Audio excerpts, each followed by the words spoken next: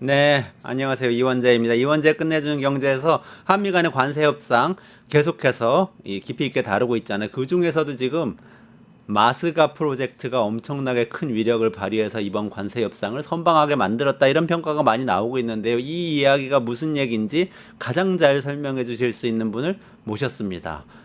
우리나라 이 경제가 아무리 어려운 필리버스터를 만나도 해치고 나가서 정말 대양을 지배하는 이 조선업을 다시 위대하게 만들 수 있을지 양승훈 경남대 교수 모시고 말씀 나눠보도록 하겠습니다. 안녕하세요. 어서 오세요. 예, 안녕하세요. 양승훈입니다. 김용범 정책실장이 빨간 모자 들고 나와가지고 이게 네. 마스가 모자입니다 하면서 KBS에서 뭐 얘기하던데 그 모자 혹시 받으셨어요? 예, 그 봤습니다. 저 모자 저 하나 받고 싶네요. 그거 어디다 연락해야 될지 아니 안 모르겠는데. 주셨어요? 브레인 역할을 하신 것 같은데. 아, 그러니까 이게 마스가니까 Make American Shipbuilding Great Again이 네. 있잖아요. 사실은 이게 굉장히 감회가 새롭죠. 왜냐면은 우리나라 국내적 관점에서도 조선업이 얼마 전까지 근심거리였거든요. 구조조정을 한 5, 6년 했고 네네. 일하던 사람이 한 20만에서 한 8만 수준까지 떨어졌었고 이제 조금 회복했고 계속 공적 자금을 집어넣네. 빅딜을 어떻게 할 거냐, 구조조정 어떻게 할 거냐 이런 얘기 하다가 이게 대미 이제 관세 협상에서 중요한 위치를 차지하고 해자가 됐다는 게 어마어마하게 예. 이제 큰 의미가 있는 것 같습니다. 감회가 새롭습니다. 엄청난 되치기네요. 어떻게 보면 바닥을 치고 확 뛰어오른 것 같은 느낌이네요. 뭐랄까요, 우리 뭐 이렇게 바둑이나 장기 같은 거 두면 외통수라고 이게 꼼짝없이 걸리게 돼 있는 건데 이게 약간 미국 관점에서는 외통수인 거죠. 대안이 없다. 예, 지난번에 제가 나왔을 때도 말씀드렸지만 한국 말고 파트너로 할 만한 데가 없고 급하다. 미국은. 그러니까 지난번에 말씀하셨을 때 중국이 지금 어쨌든 압도적인 조선업 세계 1위인데 중국하고 손잡을 수는 없고 미국이 한국 일본 비교해 보면은 한국이 그래도 조금 더 낫다.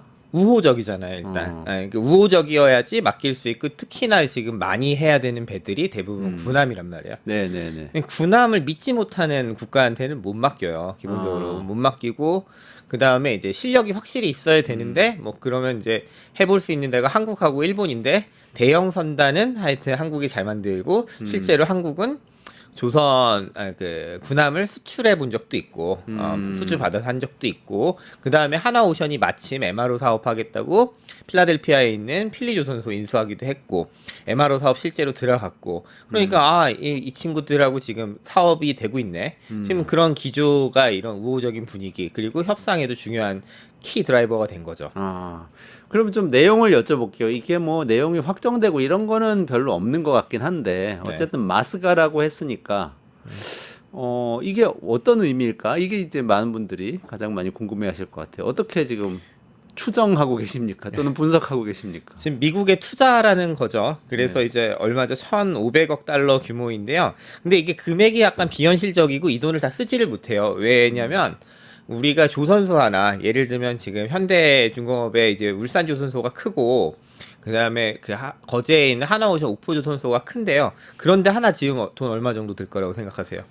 글쎄요. 뭐 몇 천억 원 드나요? 아니고요. 한 10조 정도 들어요. 10조에서 10조 원이요? 10조에서 15조. 그러니까 예전에 그러니까 그런 건 조선소 하나 짓자고 나라가 차관을 엄청 빌려와야 됐던 거예요. 70년대. 그래서 그런 이유로. 그래서 국가 프로젝트가 될 수밖에 예. 없네요. 그거. 근데 지금 뭐 그래도 그걸 그런 방식으로 하려고 해도 한 100억 달러 정도 들어가려고 한다면 조선소 15개를 지어야 되는데 15개를 짓지는 않겠죠, 아마. 그러면은 이 돈을 실제로 실물에다가 투자하는 돈이라기보다는 좀 기금 형태로 우리가 그 RG라는 거 있잖아요. 리펀드 개런티라고 해서 배를 짓게 되면은 이게 만약에 고객이 마음에 안 들면은 환불 받을 수 있거든요. 배를 짓는 도중에. 네. 선수금 보장을 해주는 건데 그런 방식의 기금으로 이제 많이 무역 보증이나 이런 방식으로 아마 쓸 돈이 많을 것 같고 실제로 투자액이 어느 정도 될지는 제가 보기에는 한 4분의 1, 5분의 1 요 정도는 당장 급하게 쓸 수 있고 몇 년 안에 쓸 수 있는 돈이고 나머지는 보증에 대한 부분들이 많겠다 이런 계산을 하고 있습니다. 지금 여기서 확 난이도가 높아져가지고요. 교수님 조금 여쭤봐요. 일단은 흥미로운 게 배를 지을 때라고 계속 말씀을 하셨어요. 네, 빌딩. 네. 배를 짓는다고 합니까? 네. 컨스트럭팅, 빌딩 뭐 이렇게 얘기하니까 다 짓는다고 보통 얘기합니다. 그러면 배는 건물하고 같은 개념으로 생각해요. 예, 자동차는 개념으로. 만든다고 하잖아요. 만든다고 하죠. 네. 배는 짓는 거고. 네. 건물 짓는 것처럼. 예, 그러니까 짓는다고 할 때는 건물 아니면 배인 거죠, 보통. 그만큼 거대하다 일단. 네네네. 그걸 두고 아까 RG라고 하시면서 이게 개런티 보증이라는 말씀을 하셨어요. 김용범 정책실장도 이거는 뭐 보증에 들어간 돈이라고 여러 번 얘기를 하더라고요. 그 구조를 다시 한 번만 좀 설명을 해주시겠어요? 예를 들면 이제 조선소가 세워졌어요. 근데 아직 미국은 지금 인력 구조도 아직 고숙련이 안 돼 있고 기량도 떨어지고 그러면은 사실은 배를 잘 짓는 실력은 부족할 수가 있습니다. 네. 그래도 이제 뭔가 미국에서 하고 싶으니까 발주를 많이 낼 거 아니에요. 네. 그리고 미국 조선소가 수주를 하게끔 정부가 활동을 하다 보면은 네. 뭔가 프로젝트가 깨질 때가 많을 겁니다. 능력이 그럴 안 되는데 때- 받아서 중간에 예. 짓다가 이거 포기. 안 되겠어. 예. 그러면. 그럴 경우에 이제 선수금을 돌려줘야 되잖아요. 그런 종류의 보증들이 많을 거예요. 그 돈을 돌려줄 수 있게 그 기업에 보증을 네네네네네. 해놓는다. 이 펀드에서. 네네네. 그런 종류를 쓸 수가 있고, 뭐, 그 다음에 이제 배에 들어가는 모든 건 다 사실 보험이 돼 있는 거예요. 예를 들면, 자재가 미국 내에서만 공급이 된다 문제가 없는데, 다른 나라에서 공급이 될 수도 있고요. 네. 만약에 국내에다 뭘 맡겼는데, 이게 자재가 들어오다가 크랙이 날 수도 있고, 배가 좌초될 수도 있고, 이게 하여튼 물자가 많이 오가면서 하는 그런 보험성이 많아서, 그런 것들이 선박을 건조한다는 관점이 다 들어가 있는 거거든요. 그러니까 이게 실제로 파생상품 성격도 있는 것이고 관련된 보험과 보증들이 많이 섞여 있고 그런 것 때문에 실제 쓰는 돈보다는 항상 큽니다.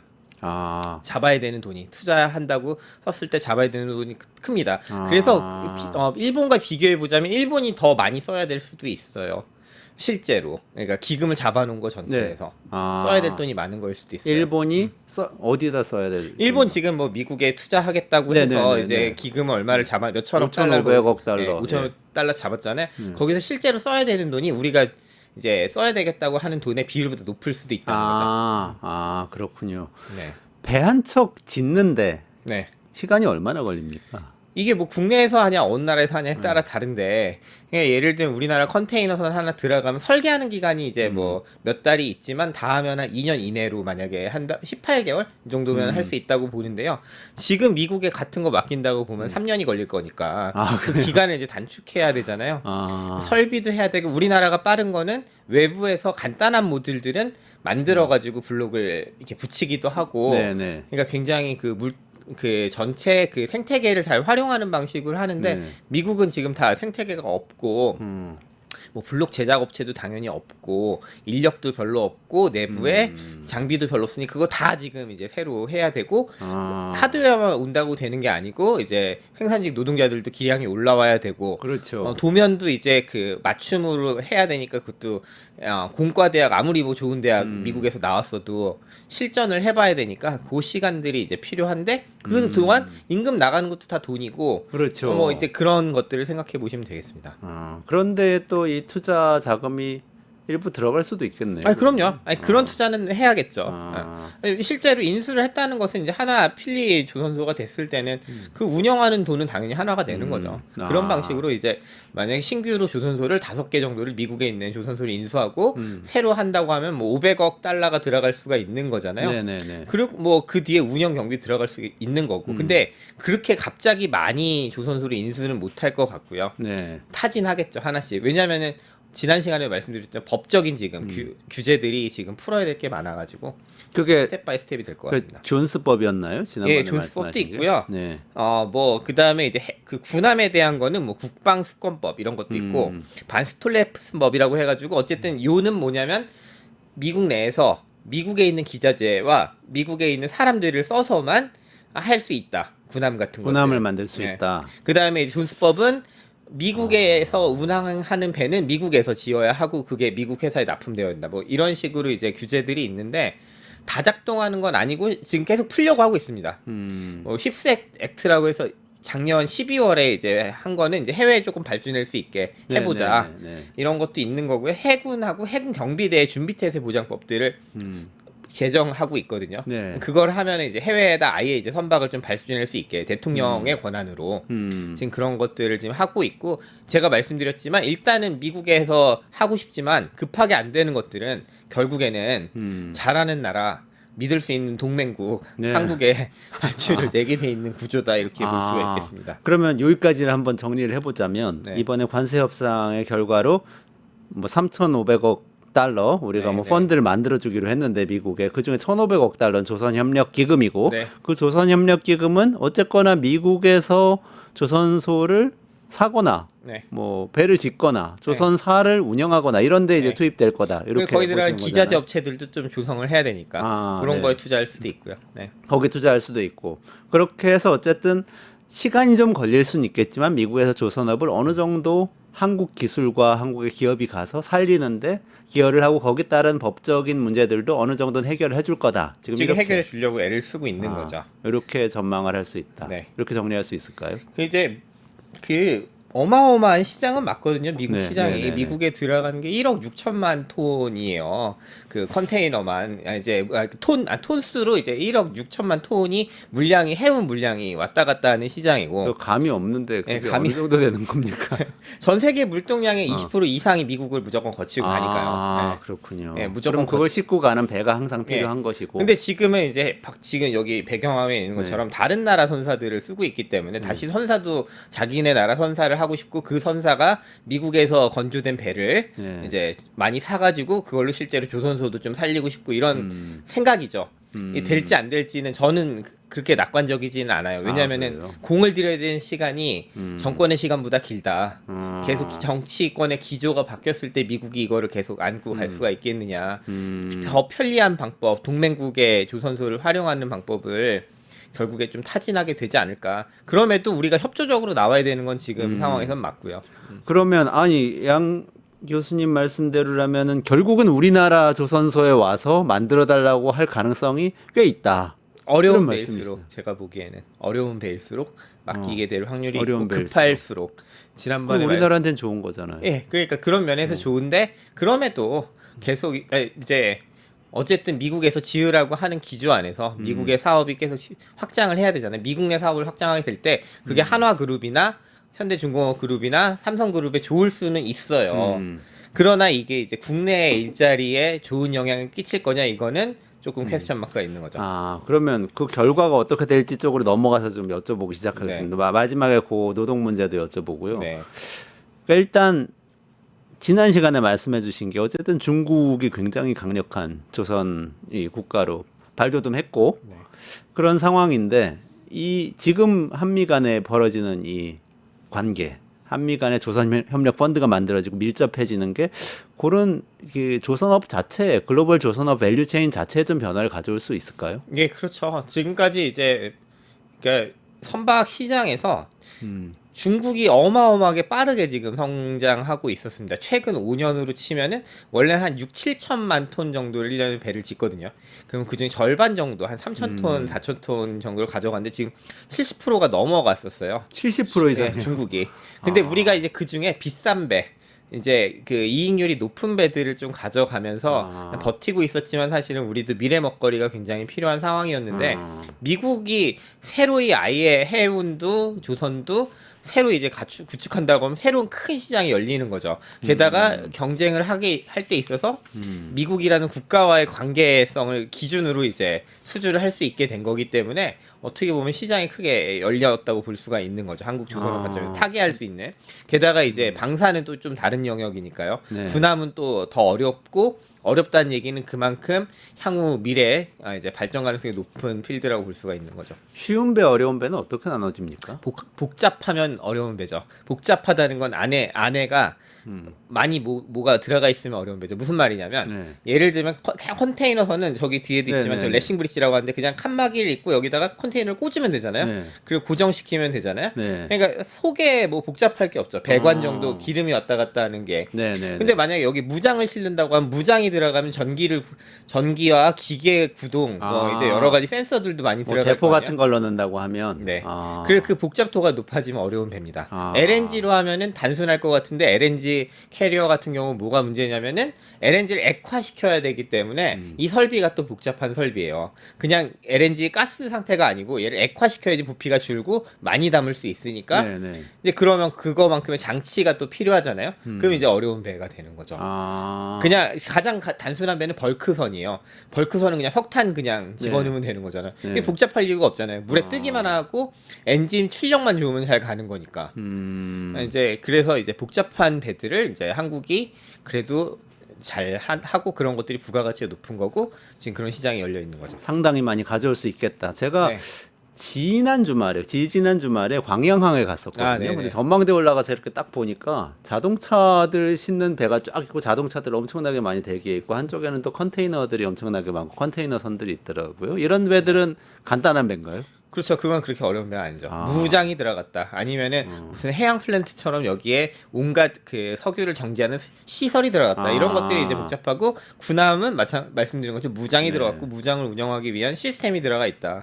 그리고 요즘에 이제 또 다른 의미로는 스마트 쉽 이런 게 이제 무인함이면서 굉장히 여러 가지 센서를 활용해 가지고 자율주행하는 선박들이 이제 아. 나오는데 네. 그런 선박들은 또 이제 당연히 고부가 가치겠죠. 아. 그렇게 생각하면 되죠. 자율주행 선박들은 어느 정도까지 발전돼 있어요? 배는 쉬워요, 사실은. 그래요? 왜냐면은 이제 가야 되는 벡터가 예를 들면 비행기는 음. 뜨고 내려가는데 비행기도 사실은 자기가 가고 싶어하는 기 착지를 찍으면 그 IFR이라고 해서 계기 비행 거의 자동으로 가거든요. 아. 그거에 비하면 좀 쉬운데 문제는 뭐냐면 이제 악천후나 여러 가지 상황들에 얘가 과연 이제 대응할 수 있겠느냐, 앞에 있는 항적을 잘 식별할 수 있겠느냐 이런 것들이고 이제 그런 부분에서 지금 기술이 빠르게 발전하고 있는 거죠.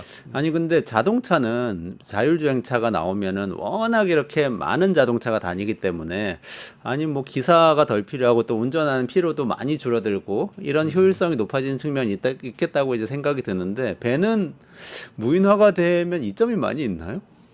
그냥 사람이 몇 명 없으니까 그런 측면이 네. 있고 뭐 근데 이제 거기에 이제 뭐 적하하고 내리고 뭐 이런 것도 있을 거고요. 기능적으로 조금 더 편리해지겠죠. 아. 일단은 근데 그 방향으로 가고는 있으니까요. 네. 아 그렇군요. 아니 저는 광양에 가니까 뭔가 소개를 해주는데 그 부두에서 네. 컨테이너를 싣는 그 크레인이 있잖아요. 들어가지고 이렇게 실어주는 그거를 무인화하는 거를 굉장히 자랑을 하더라고요. 네, 지금 이제 그게 많이 되고 있는 상태인 거죠. 아. 계속 지금 뭐 선적하는 기술, 하역하는 기술 다 지금 이제 어쨌든 자동화로 가고 사람을 많이 안 쓰는 여기가 굉장히 안전 문제도 되게 많은 곳들이어서 네네네. 그런 것들은 되고 있습니다. 아 그렇군요.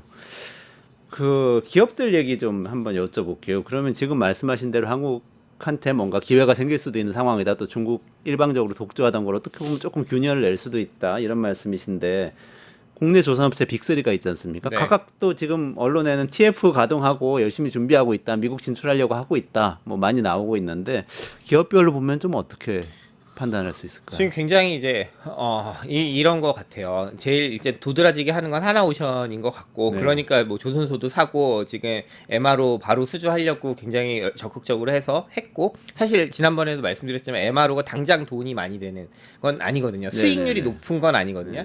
그러나 이제 이걸 해야 뭐 리버스 엔지니어링 관점에서도 그렇고 파트너십 관점에서 도움이 되니까 한 거고요.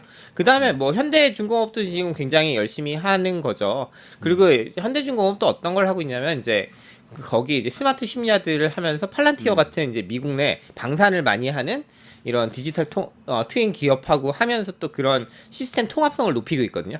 그러면 나중에 이제 미국하고 호환성이 높기 때문에 조금 이제 수주 활동에 또 도움이 될 수도 있겠습니다. 아. 미국 내 그 데이터를 처리하는 체제, 그 다음에 군사 정보를 처리하는 체제 이런 게 싱크로가 높을수록 수주가 쉽죠. 우리 방식이 당신네 방식하고 별로 다르지 않습니다. 이런 건 중요한 정보니까요.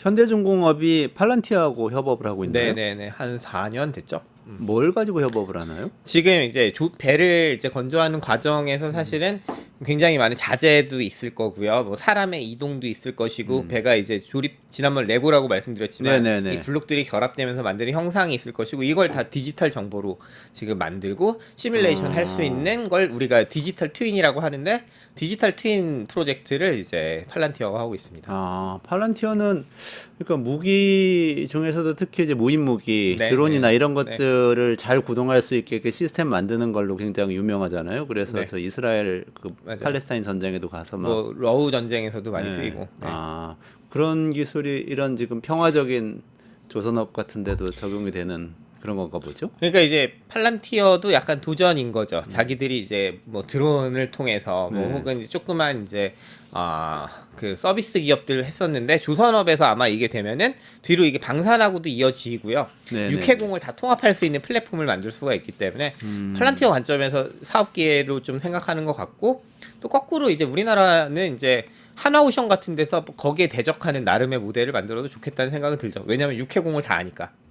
한화는 아예 한화는 모델을 우리가 좀 독자적으로 만들 수 우리 제조 있겠다. 제조 AI라고 하는 아. 거 그런 걸 좀 한화가 만들어주면 어떨까라는 생각은 들긴 하죠. 우리나라도 AI 벡터 펀드 만들어서 하니까요. 많이 투자하겠다고 네, 정부에서 네, 네. 발표를 하고 네. 있는데 거기에 포함될 수도 예, 있겠네요. 그런 기회는 될 것 같습니다. 아, 그리고 그런 식으로 쭉 나가면 실제 우리나라 조선 업체들이 중국 기업들을 추월하거나 아니면 최소한 지금 70% 점유하고 있다는 그 상황을 좀 점유율을 낮추고 우리가 높아지거나 이럴 수 있나요?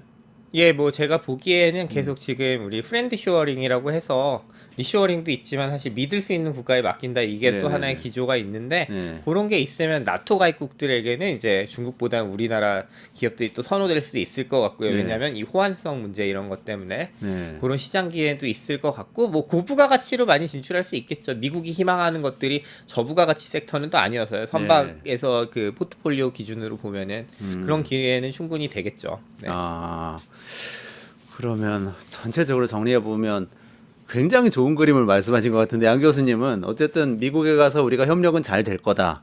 그렇지만 투자를 하고 뭐 해보다 보면 미국에서 직접 배를 짓는 게 얼마나 어려운지를 미국이 깨닫고 네. 결국 우리한테 많은 특히 이제 고부가 가치 선박들을 만들어 달라고 부탁하게 될 것이다. 이제 이렇게 제가 그게 얘기하시는 보는 시나리오 1인데 근데 뭐 미국으로 만약에 이제 어쨌든 미국이 의지가 굉장히 강력하고 돈을 더 많은 돈을 이제 기금으로 투자하겠다고 한 1,500억 달러 이외에도 더 엑스트라로 미국이 출연하고 지금도 계속 미국이 조선업에 대해서 투자율을 높이고 있거든요. 근데 그런 기조에서 계속 되고 그 파트너십을 위해서 우리나라 조선 3사가 더 미국 시장 위주로 공략하게 될 때는 이제 부작용이 당연히 생길 수가 있겠죠. 일단 인력들을 많이 파견을 보내야 할 거잖아요. 아, 그 문제가 있네. 근데 파견을 보내면은 이게 생산직하고 사무직은 좀 다를 것 같은데 사무직 엔지니어들 같은 경우는 미국으로 가면 당장 지근거리에 워싱턴 있고요, 보스턴 네. 있고요. 그 근처에 이제 괜찮은 테크 기업들도 사실은 좀 많습니다. 꼭 네. 실리콘밸리만 있는 게 아니고. 네네네. 그럼 그런데 사실은 다 노동시장이 개방돼 있잖아요. 아. 뭐 그러니까 이제 또 이직 뭐 이런 걸 하면서 인재 유출이 당연히 벌어질 수 있고 중국의 인재 유출보다 더 강력할 거예요. 왜냐하면 더 높은 임금을 더 보장할 수 있는 곳은 당연히 미국이기 때문에 그런 게 있고 이제 생산직 같은 경우는 좀 다른 얘기인데 생산직은 사실은 지금 잘 정규직을 안 뽑아요. 근데 그 인원들을 또 파견을 보내야 돼요. 그러면 이제 국내에서 이제 우리 울산이나 거제에서의 선박 건조가 잘 될 것인가 좀 이런 부분도 조금 걱정은 되고 그러니까 그거는 사실은 정규직을 많이 뽑으면 되겠죠. 여전히 조선업 기피한다고 해도 정규직 뽑으면 많이 오니까 그렇게 할지를 제가 좀 보는 중입니다. 어떤 방식으로 할지. 하청을 활용한 방식으로는 이런 방식으로 인력이 계속 파견도 가야 되고 기술 협조를 해야 되고 우리의 숙련이 단단해야 될 때는 힘들다 이거죠. 아, 그런 문제가 있네요. 아까 말씀하시면서 조선업 협력 펀드가 그 조선 기업들뿐만 아니라 그럼 뭐 자재나 어떻게 보면 하청의 재하청인 어떤 협력 업체들한테 투자될 수도 있는 측면이 있다고 말씀하셨었잖아요. 근데 그게 우리나라에서도 조선소 운영할 때 이렇게 하청에 재하청해 가지고 엄청 네, 엄청 복잡한 구조로 돼 있는 복잡한 거죠. 구조인데 이런 상황에서 이제 거기에 대응할 만큼 내재적인 힘이 있을 것이냐 이게 좀 이제 골치 아픈 문제가 되겠죠. 계속 우리는 조선업을 기피하고 있는데 뭐 어디다 보낼 거예요? 보낼 사람이 어디 있겠어요? 그렇게 되면. 저는 몇 년 전에 대우조선해양 그 협력업체 문제도 있었고 그 옥새 파업도 하고 네, 협력업체 22년에, 노동자가 네. 그러셨었잖아요. 네. 그런 문제들이 그러면 오히려 우리 경쟁력을 해치는 결과를 가져왔을 수도 있겠다 이런 생각이 드네요. 그럼요. 그렇고 그렇기 때문에 이렇게 지금 미국에다가 투자를 한다는 것은 사실은 국내에서 단단한 좀 허리를 만들어줘야 될 필요를 또 주기도 하는 거죠. 우리 인력을 어떻게 대할지가 앞으로 이제 새로 열리는 시장에 잘 대응할 수 있는 그 잠재력이다 이렇게 좀 이야기할 필요가 있겠습니다. 좀 더 이 많이 나간 얘기인지 모르겠는데 미국에서 러스트벨트 문제라는 게 있었잖아요. 네네. 그게 다 어떻게 보면은 디트로이트나 뭐 이런 데 자동차 공장들이 예전에 많이 있었고 다 미국 노동자들이 자동차 만들어서 미국 사람들이 사서 타고 다니고 했었는데 자동차 시장 만드는 게 다 일본으로 한국으로 중국으로 다 넘어가다 보니까 도시 자체가 공동화되고 공장은 망하고 그러니까 이제 도시 자체가 녹슬어서 이 거기서 굉장히 많은 분들이 고통을 겪고 그분들이 또 뭐 극우화돼서 정치의 변동이 생기기도 하고 이런 얘기잖아요. 우리는 그렇게까지 갈 가능성은 없나요? 우리 조선소가 넘어가 버리면 우리 일자리가 없어져서 근데 뭐 거제 뭐 조선소는 이런 데서 보통은 닿지 않으면 무너지진 않는 것 같아요. 이제 그러니까 좀 고민이 달랐던 것 같아요. 그러니까 예를 들면 GM이 디트로이트 공장이 있으면 이건 떼다가 다른 나라에다 지어도 비슷한 퍼포먼스가 나와요. 사업을 계속 영위한다는 얘기죠. 네. 그러니까 그 러스트벨트가 망했지만 GM은 어쨌든 더 그거보다 긴 시간 동안 제조 차를 판 거잖아요. 근데 조선은 사실은 그냥 포기하게 됩니다. 많은 경우에. 왜냐하면은 이 만들어 놓은 생산 캐파와 만들어 놓은 오랫동안 형성된 숙련이라는 것들이 쉽게 이렇게 대체는 잘 안 되는 것 같아요. 그러니까 의지가 어느 정도 있냐. 그래서 저는 어저께 이제 뭐 다른 글을 쓰면서 생각을 해봤는데 우리가 사양산업론 얘기를 참 많이 했어요. 조선업에 대해서 한 10년 동안. 이제 안 된다 이거. 중국의 인건비 우리가 중국보다 비싸고 그 상위 기술들 유럽 거 다 못 뺏어 왔으니까 이제 안 된다라고 했는데 이렇게 또 기회가 올 수도 있는 게 이게 자동차보단 조선이 더 기회가 많은 산업이죠. 그런 의미에서는 자동차는 자동화할 수 있으니까 사실은 경험 숙련 이런 게 별로 안 중요하지만 조선은 여전히 그게 있는 거죠. 그건 새로 알게 됐어요. 저도. 그러니까 조선업이 사람이 훨씬 더 중요한 업종이라고 하시는 거잖아요. 네. 왠지 안 그럴 것 같은데 그 스케일이 크고 그러니까 네. 기계가 많이 할 것 같은데. 그 스케일 큰 거 중에 그 뭐야 자동화가 안 되는 게 대부분이기 때문에 이게 그래서 더 사람 손 많이 탈 수밖에 없고요. 용접도 곡이 많으면 그러니까 곡면이 많으면 어렵습니다. 예를 들면 자동화 시키기가 사람한테는 별일이 아닌데 네. 이제 기계한테는 더 어려운 거죠. 그리고 그게 계속 변한다. 물성이나 이런 것들이 변한다고 생각하면 어려운 일이죠. 자동화가 어렵고 사람이 굉장히 중요하다. 자, 어쨌든 상당히 낙관적인 시나리오 오늘 좀 말씀을 해주셨는데 그래도 지금 이 한미 간의 협상이 완전히 끝난 건 아닌 것 같아요. 앞으로 쭉 이어질 것 같은데요. 앞으로 어디에 좀 중점을 둬서 우리 정부가 미국 정부한테 좀 관철시켜 나가고 우리 기업들은 뭐를 좀 전략적으로 좀 유념하고 있어야 될까요? 그 1년에 지금 미국이 13척씩 군함을 지어야 돼요. 본인들 계획대로 하면 조바심이 날 겁니다. 그 조바심을 잘 활용했으면 좋겠습니다. 안 되는 걸 자꾸 되려고 하지 말고 잘할 수 있는 메이드 인 코리아를 믿어라 라는 방식으로 계속 뭔가 주입해야 하지 않을까 좀 싶습니다. 그래서 국내에서 좀 할 수 있다면 지난번에 말씀드렸지만 미국만 중요한 게 아니고요. 나토나 혹은 영연방 국가들에게 이제 우리가 또 시장이 열리는 거거든요. 거기 군함 시장이 뭐 그런 방식으로 잘 활용했으면 좋겠습니다.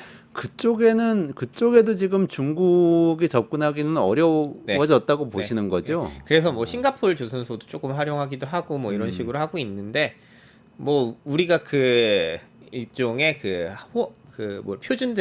표준과 그 호환성을 많이 확보하게 되면은 훨씬 유리하고 트랙 레코드가 중요하거든요. 어느 나라 배를 지어봤냐. 미국 배를 지어봤다고 하면 굉장히 큰 기회가 되는 거죠. 그렇군요. 지난번에 나오셔가지고 제일 인상적인 이 말씀이 뭐였냐면요. 미국에서 잘 못할 건데 진짜 다 이 조선업 다 가져가고 싶으면 가져가라고 해보세요. 그러셨던 게 갑자기 생각이 나는데 여전히 그 입장은 마찬가지죠. 그 입장 계속 유지하고 계시군요. 오늘 여기까지 좀 진행해야 될 것 같은데요, 교수님. 다음번에 나오셔서 더 지금 첨단 기술에 대해서 여쭤보고 싶었는데 좀 시간 관계상 좀 오늘 못할 거고 다음번에 한 번 더 여쭙겠습니다. 그때 기술 이야기를 좀 하도록 하겠습니다. 네. 양승훈 경남대 사회학과 교수하고요. 역시 현장에서 일을 하셨던 경험이 있는 분이라서 생생한 이야기 많이 좀 전해주실 수 있었던 것 같습니다. 이원재 끝내주는 경제는 매일 오후 5시 50분에 라이브로 진행됩니다. 내일도 라이브로 찾아뵙기로 하고요. 오늘은 양승훈 교수님하고 같이 여기서 인사드리고 물러가도록 하겠습니다. 고맙습니다. 감사합니다. 유튜브 구독하고 실시간 채팅과 댓글을 남기시면 매일매일 7,000TTCO를 드립니다. 참여 방법은 통통물 어플을 다운로드하고 회원가입과 로그인을 해주세요. 마이페이지에서 나의 회원 고유 번호를 복사해주세요.